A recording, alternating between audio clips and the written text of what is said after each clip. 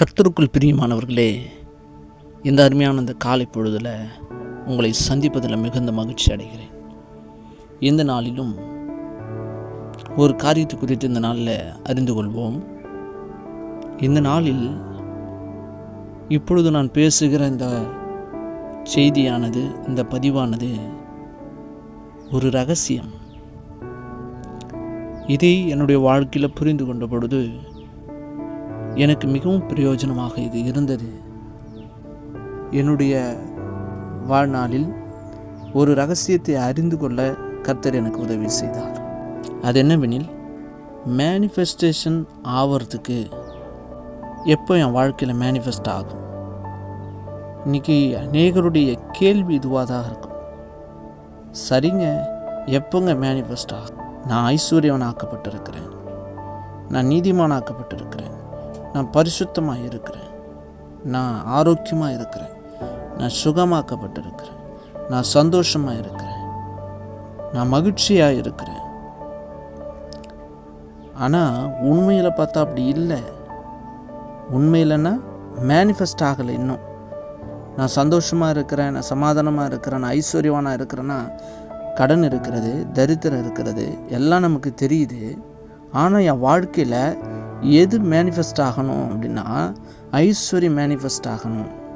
சரீரத்தில் நோய் இருக்கிறது, சுகம் மேனிஃபெஸ்ட் ஆகணும்.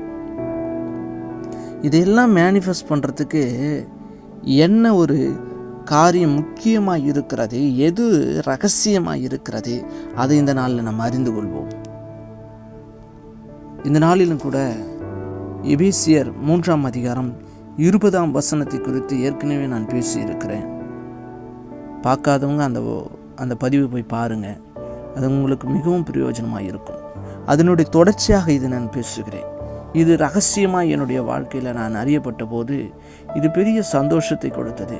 என்னுடைய வாழ்க்கையில் இப்படி தான் வேலை செய்கிறதா, ரகசியம் இப்படி இருக்கிறதா என்பதை குறித்து தான் ஒரு புரிதல் எனக்கு கிடைச்சது. பாருங்கள், இதனால் இதெல்லாம் சீக்ரெட்ஸ். நான் சீக்ரெட்ஸ்னு சொல்கிற விஷயங்கள்லாம் நிச்சயமாக ஒருவேளை நீங்கள் யாரிடமாவது அறிந்திருக்கலாம், ஒருவேளை அறியாமல் இருக்கலாம். அது உங்களுக்கு வரும்பொழுது அதை பிரயோஜனப்படுத்திக் கொள்ளுங்கள். இந்த சீக்ரெட்ஸை புரிஞ்சுக்குங்க. உங்கள் வாழ்க்கையில் மேனிஃபெஸ்டேஷன் நடக்கிறத யாராலும் தடுக்க முடியாது.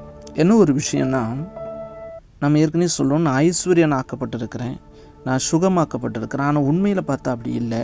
ஆனால் என் வாழ்க்கையில் சுகம் வேணும், ஆரோக்கியமாக நான் வாழணும், நான் ஐஸ்வர்யவானாக வாழணும். அதாவது ஐஸ்வர்யவான் என்பது என்னென்னா, கடன் இல்லாமல், தரித்திரம் இல்லாமல், என்னுடைய தேவைகள் பூர்த்தி செய்யப்பட்டு என்னுடைய விருப்பத்தையும் நான் பூர்த்தி செய்கிற அளவுக்கு, அதாவது அடிப்படை தேவைகளை பூர்த்தி செய்வது, என்னுடைய விருப்பத்தையும் பூர்த்தி செய்து, என்னுடைய வருமானத்தில் ஒரு பகுதியை எடுத்து நான் சேமித்து வைப்பதற்கு இதுதான் ஐஸ்வர்யவான் என்கிற வாழ்வு. அடிப்படை தேவைகளும் விருப்பமும் சேமிப்பும் எங்கு நாம் செய்ய முடிகிறதோ அந்த நிலைமை தான் ஐஸ்வர்யவான் என்கிற நிலைமை. ஒருவேளை கடன் இருக்குமானால் அவன் ஐஸ்வர்யவான் அல்ல. அவன் பணக்காரனாக இருக்கலாம், ஆனால் ஐஸ்வர்யவான் கிடையாது. எங்கே ஓவர்ஃப்ளோ இருக்கோ அங்கே தான் ஐஸ்வர்யவான் அப்படின்னு சொல்லலாம். இன்றைக்கி உலகத்தில் பெரிய பணக்காரர்களை பார்க்கலாம், பில்லியனரை பார்க்கலாம், மில்லியனரை பார்க்கலாம். ஆனால் இவ்வளோ கோடி கடன் இருக்குதுன்னா அவர்கள் ஐஸ்வர்யவான்கள் அல்ல. வேதத்தின்படி அவர்கள் ஐஸ்வர்யவான்கள் அல்ல. அவர்கள் பணக்காரர்கள், பணம் அதிகமாக இருக்கிறது, ஆனால் அவர்கள் ஐஸ்வர்யவான்கள் அல்ல. இந்த பதிவும் நீங்கள் முதல்ல புரிஞ்சுக்கணும். பார்க்க ரெண்டாவது, நான் ஒரு சீக்ரெட்னு சொன்னேன் இல்லையா, நமக்குள்ள எபேசியர் 3:20 படி நமக்குள்ள ஒரு வல்லமை கிரியை செய்து கொண்டிருக்கிறது. அது அவருடைய வல்லமையாக இருக்கிறது. தேவன் நம்மை படைக்கும் பொழுது அவருடைய சாயலின்படியும் அவருடைய ரூபத்தின்படியும் நம்மை படைத்திருக்கிறதுனால நமக்குள்ள ஒரு வல்லமை வேலை செய்து கொண்டிருக்கிறது. அது அந்த வல்லமை எப்படிப்பட்ட வல்லமை? உருவாக்குகிற வல்லமை உடையது, உருவாக்குகிற சக்தி உடையதாக இருக்கிறது.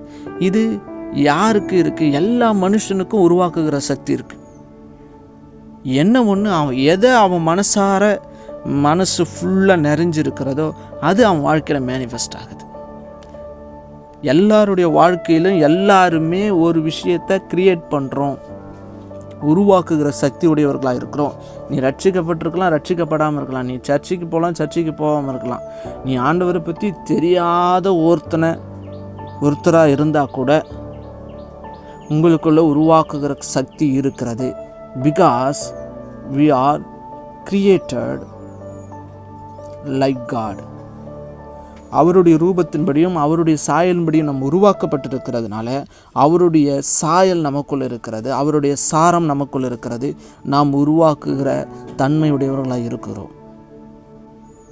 நம்மளுடைய ஐம்புலன்களின் வழியாக நாம் எதை இன்புட்டாக எடுத்துக்கிறோமோ, உள்ளே எடுத்துக்கிறோமோ, அது அப்படியே மேனிஃபெஸ்ட் ஆகுது. இது நமக்கே தெரியும். ஒரு விஷயத்தை செய்யணும்னு நம்ம யோசிக்கிறோம், அது இன்புட்டாக எடுத்துக்கிறோம், அதை அப்படியே செஞ்சு முடிச்சிடறோம் பாருங்கள். அது அவுட்புட்டில் வெளிப்படுது. ஒரு ஃபோன் எடுக்கிறோம், பிரியாணி எப்படி செய்யணும் அப்படின்னு பார்க்குறோம், கண்ணில் பார்க்குறோம், காதில் கேட்குறோம் பாருங்கள். அதை அப்படியே அட்டென்ஷன் பண்ணி பார்த்துட்டு இப்படி தான் செய்யணுமா அப்படின்னு அதை அப்படியே ரிசீவ் பண்ணிக்கின்னு அப்படியே எடுத்து பிரியாணி செய்கிறீங்க பாருங்கள். அதுதான் இன்புட் என்ன கொடுக்குறோமோ அதான் அவுட்புட்டாக வரும்.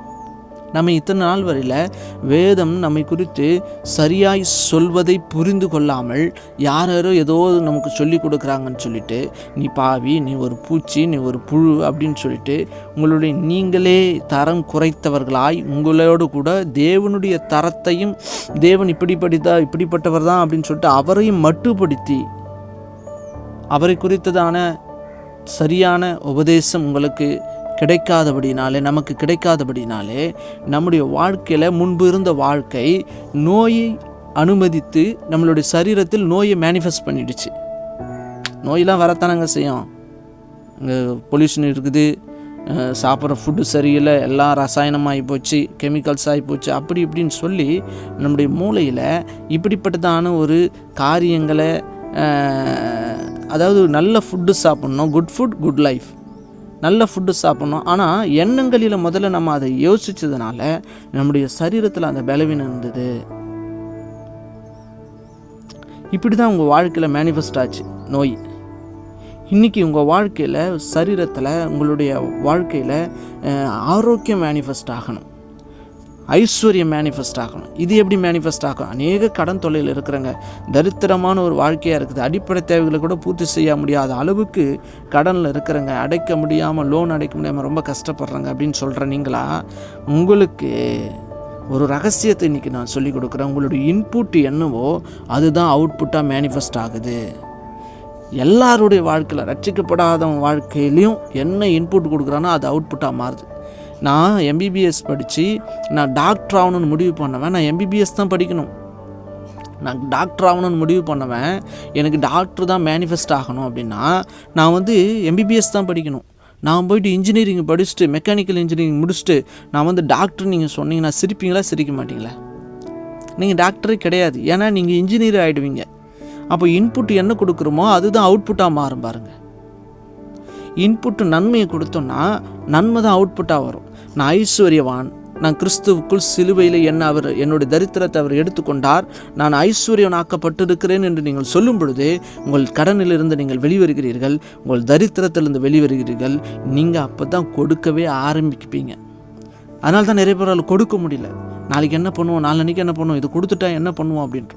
நான் ஐஸ்வர்யவான் என்கிற மனநிலைமையில் மனதார தன்னை ஐஸ்வர்யவான் என்று எப்பொழுது விசுவாசிக்கிறானோ, நம்புறானோ, சிலுவையை எப்பொழுது ஒரு மனிதன் சிலுவையில் என்ன நடந்திருக்கிறதுன்றதை பிலீவ் பண்ணுறானோ, அப்போ தான் மனசார அவன் இருதயத்து நிறைவு வாய் பேசும். மனசார அவன் மனசில் நினைச்சு அதை அறிந்து அதை புரிந்து மனதார நினைத்து அவன் வாயில் நான் ஐஸ்வர்யன் ஆக்கப்பட்டிருக்கிறேன்னு அவன் சொல்லும் பொழுது, இந்த டிக்ளேர் பண்ணும் பொழுது அவனுடைய வாழ்க்கையில் அந்த ஐஸ்வர்யம் மேனிஃபெஸ்ட் ஆக ஆரம்பிக்குது பாருங்கள்.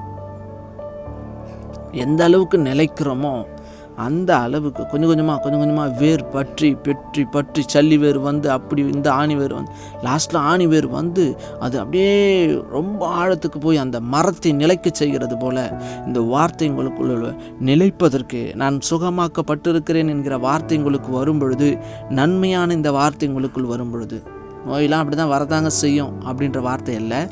நோயிலிருந்து நீங்கள் விடுதலையாக்கப்பட்டிருக்கிறீர்கள். உங்களோட நோய் ஏற்கனவே 2000 வருடங்களுக்கு முன்பாக இயேசு கிறிஸ்து சுமந்து கொண்டார். நீங்கள் அதை சுமந்து வாழ வேண்டிய அவசியம் இல்லை. நீங்கள் ஆரோக்கியமாக தான் ஒவ்வொரு நாளும் வாழ வேண்டும். இப்படிப்பட்டதான சரியான சுவிசேஷம், சரியான வார்த்தை, தேவனுடைய வார்த்தை வல்லமை உள்ளது. இந்த வார்த்தை உங்களுடைய வாழ்க்கையில் நீங்கள் இன்புட்டாக எடுத்துக்கும் பொழுது, நீங்கள் உங்கள் வாழ்க்கையில் இன்புட்டாக உங்கள் மனசார இதை நீங்கள் விசுவாசிக்கும் பொழுது, நம்பும் பொழுது என்ன நடக்குது? இது அப்படியே உங்கள் வாழ்க்கையில் மேனிஃபெஸ்ட் ஆகும். உங்களுக்குள்ளே என்ன கொடுக்குறீங்களோ அதை அப்படியே மேனிஃபெஸ்ட் பண்ணி கொடுத்துரும். வேறு நெகட்டிவாக கொடுத்தீங்கன்னா நெகட்டிவாக மேனிஃபெஸ்ட் பண்ணுறோம். நான் நெகட்டிவாக கொடுத்துட்டு நான் பரிசுத்தமாக வாழணும்னு நிறைய பேருக்கு ஆசை. என்னோடய செயல்லாம் பரிசுத்தமாக இருக்கணும்னு ஆசைப்படுறீங்க. ஆனால் உங்களுடைய இருதயத்தில் நான் பரிசுத்தமாக இருக்கிறேன் அப்படின்ற எண்ணம் இல்லாமல் நான் பாவி, நான் ஒரு நான் ஒரு அதுன்னு நீங்கள் சொல்லிட்டு இருந்தீங்கன்னா எப்படி உங்கள் வாழ்க்கையில் மேனிஃபெஸ்ட் ஆகும்? நீங்கள் இன்புட் என்ன கொடுக்குறீங்களோ அதான் மேனிஃபெஸ்ட் ஆகும். நான் பரிசுத்தமாக்கப்பட்டு இருக்கிறேன் அப்படின்றத நீங்கள் இன்புட்டாக கொடுக்கும் பொழுது தான் உங்கள் வாழ்க்கையில் அது அவுட்புட்டாக வரும். உங்கள் கிரியைகள்லாம் என்ன பண்ணும்? ஐஸ்வர்ய மனநிலைமையில் செய்ய ஆரம்பிச்சிருவீங்க. ஆரோக்கியமான மனநிலைமையில் ஆரோக்கியமாக வாழ ஆரம்பிச்சிருவீங்க. உங்களுடைய செயல்பாடுகள், உங்களுக்கு கிரியைகள்லாம் பரிசுத்தமாக வாழ நீங்கள் நினச்சிக்கினே இருந்தீங்க பார்த்தீங்களா? நினச்சாலும் உங்களுடைய உபதேசம் என்ன இன்புட் கொடுத்தீங்க, என்ன மாதிரியான இன்புட் உங்களுக்குள்ளே கொடுத்தீங்களோ அதுதான் மேனிஃபெஸ்ட் ஆகும். உங்களுக்கு ஆசை இருக்கலாம், ஆனால் உங்கள் மனசு எதை விசுவாசிக்கிறதோ பிலீவ் பண்ணதோ அந்த பிலீவிங் சிஸ்டத்துலேருந்து தான் ஒரு விஷயம் உருவாகிறது. என்ன நடக்குது, சீக்ரெட் என்ன, அது அப்படியே மேனிஃபெஸ்ட் ஆகுது. எனக்குள்ளே என்ன கொடுக்குறனோ அதுதான் என் வாழ்க்கையில் மேனிஃபெஸ்ட் ஆகும். அப்போ நன்மையானதை நாம் கொடுக்கும் பொழுது நான் நீதிமான், நான் ஐஸ்வர்யவான், நான் சுகமாக்கப்பட்டவன், நான் ஆரோக்கியமானவன், நான் சந்தோஷமாக இப்பொழுது இருக்கிறேன், நான் சமாதானமாக இப்பொழுது இருக்கிறேன், நான் பலனுள்ளவனாக இருக்கிறேன், நான் ஐஸ்வர்யவானாக இருக்கிறேன், நான் நீதிமானாக இருக்கிறேன். இப்படிப்பட்டதான தெளிவான சரியான நல்ல செய்திகள் உங்கள் வாழ்க்கையில், நன்மைகள் உங்கள் வாழ்க்கையில் வரும்பொழுது இதை இன்டேக்காக நீங்கள் எடுத்துக்கினீங்கன்னா இது அவுட்புட்டாக மாறித்தான் ஆகும். இதுதான் மேனிஃபெஸ்டேஷனுக்கான சீக்ரெட். என்ன இன்புட் கொடுக்குறோமோ அது அப்படியே மேனிஃபெஸ்ட் ஆகும். அப்போ வாழ்க்கையில் நம்ம என்ன இன்புட் கொடுக்குறோன்றது ரொம்ப முக்கியமான ஒரு விஷயமா இருக்குது. உங்கள் இருதயத்துக்கு என்ன இன்புட் கொடுக்குறீங்க, உங்கள் மனசுக்கு என்ன இன்புட் கொடுக்குறீங்க, அதுதான் அவுட்புட்டாக மாறுது. இந்த நாளில் தேவன் உங்களுக்கு உதவி செய்வார். இந்த சரியான சத்தியம், சரியான சுவிசேஷம், சரியான வார்த்தை உங்கள் வாழ்க்கையில் பெரிய மாற்றத்தை ஏற்படுத்தும் என்று நான் விசுவாசிக்கிறேன். என்னுடைய தனிப்பட்ட விதத்தில் நான் உட்கார்ந்து அமர்ந்து கொண்டு இருந்த பொழுது இதை நான் எபேசியர் 3:20 நான் ஏற்கனவே ஒரு பதிவு நான் போட்டிருக்கேன்.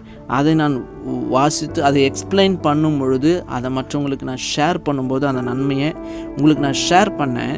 அதிலிருந்து எனக்கு இந்த சீக்ரெட் கிடைச்சிது. என் வாழ்க்கையில் மேனிஃபெஸ்ட் ஆகிறதுக்கு எனக்குள்ளே ஒரு கிரியேட்டிங் பவர் இருக்கிறது. அந்த கிரியேட்டிங் பவர் எல்லாருக்குள்ளேயும் இருக்குது, எனக்குள்ளேயும் இருக்குது. நான் என்ன விதைக்கிறேனோ அதை நான் அறுப்பேன். என்ன எனக்குள்ளே நான் இன்புட் கொடுக்குறேனோ அது அவுட்புட்டாக மாறும். அதுதான் மேனிஃபெஸ்ட் ஆகும். வார்த்தை என்னுடைய வாழ்க்கையில் மாம்சமாய் மாறும். எந்த வார்த்தையை கொடுக்குறேன்றது ரொம்ப முக்கியம் என்பதான ஒரு ரகசியத்தை இதனால் எனக்கு புரிந்து கொள்ள தேவன் உதவி செய்தார். இதே வார்த்தை, இதே ரகசியத்தை உங்களுக்கு நான் இன்றைக்கி சொல்லிக் கொடுத்துருக்குறேன். இதெல்லாம் சீக்ரெட். வாழ்க்கையில் மேனிஃபெஸ்ட் ஆகிறதுக்கு என்ன பண்ணணும்னு நீங்கள் நினைக்கிறீங்களோ இதுதாங்க வழி. You are a creator. உருவாக்குகிற சக்தி உடையவர்கள் நீங்கள் உருவாக்குகிறவர்கள். நிச்சயமாக உங்கள் வாழ்க்கையில் இந்த வார்த்தை பெரிய பலனை கொடுக்கும், மிகுந்த பலனுக்கு ஏதுவாய் மாறும் என்று நான் விசுவாசிக்கிறேன். இந்த வார்த்தைகளை மற்றவங்களுக்கு ஷேர் பண்ணுங்கள். இந்த யூடியூப் பேஜை நீங்கள் சப்ஸ்கிரைப் பண்ணுங்கள். இது மாதிரி அநேக சீக்ரெட்ஸை உடைக்கிறதுக்கு, அநேக சீக்ரெட்ஸ் பவுல் சொல்லியிருக்கிறாரு. அதை நம்ம விளங்கி கொள்றதுக்கு ஆண்டவர் கர்த்தர் உதவி செய்கிறார். இந்த சீக்ரெட்ஸ் மற்றவங்களுக்கு ஷேர் பண்ணுங்கள். மற்றவங்க வாழ்க்கையில் இது பிரயோஜனமாக இருக்கும். இந்த யூடியூப் பேஜை லைக் பண்ணுங்கள், சப்ஸ்கிரைப் பண்ணுங்கள், மற்றவங்களுக்கு ஷேர் பண்ணுங்கள். கர்த்தர் உங்களுக்கு ஏவினால் உங்களுக்குள் ஐஸ்வர்யவான் என்கிற மனநிலைமை எப்பொழுது வருகிறதோ அப்பொழுது விதையுங்கள். மனதார உங்கள் மனதில் மனசார நான் ஐஸ்வர்யவான் அப்படின்னு உங்கள் மனசில் எப்போ வருதோ, நான் மனசார நான் சுகமாக்கப்பட்டிருக்கிறேன்னு எப்போ வருதோ அன்றைக்கி நீங்கள் விதைங்க. இந்த அபிஷேகத்தை ஆனர் பண்ணுங்க. தேவநாமம் மகிமைப்படட்டும். எனக்குள்ள இருக்கிற அதே அபிஷேக வல்லமை, எனக்குள்ள இருக்கிற தேவனுடைய அந்த பிளஸ்ஸிங்ஸ் உங்கள் மேலே நான் பேசுகிறேன். உங்கள் மேலே இருக்கிற பிளெஸ்ஸிங்ஸ் எல்லாம் ஆக்டிவ் ஆகட்டும்னு நான் பேசுகிறேன், ஆக்டிவேட் பண்ணுறேன். தேவநாமம் மகிமைப்படட்டும்.